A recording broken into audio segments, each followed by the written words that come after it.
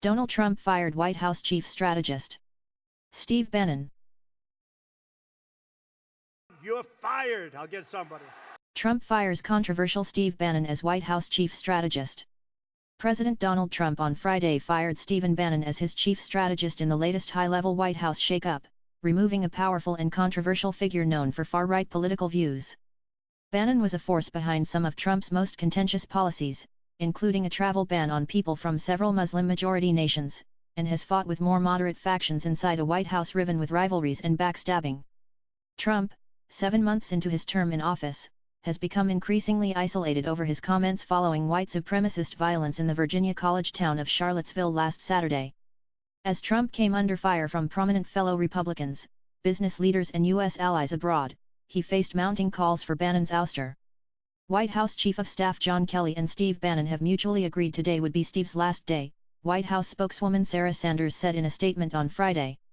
"We are grateful for his service and wish him the best." A champion of economic nationalism and a political provocateur, Bannon, 63, is a former U.S. Navy officer, Goldman Sachs investment banker and Hollywood movie producer.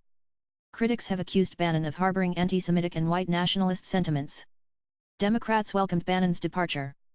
"There is one less white supremacist in the White House, but that doesn't change the man sitting behind the resolute desk," Democratic National Committee spokesman Michael Tyler said in a statement, referring to Trump's Oval Office desk. Donald Trump has spent decades fueling hate in communities, including his recent attempts to divide our country and give a voice to white supremacists.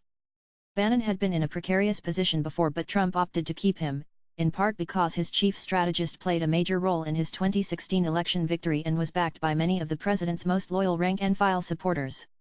The decision to fire Bannon could undermine Trump's support among far-right voters but might ease tensions within the White House and with party leaders.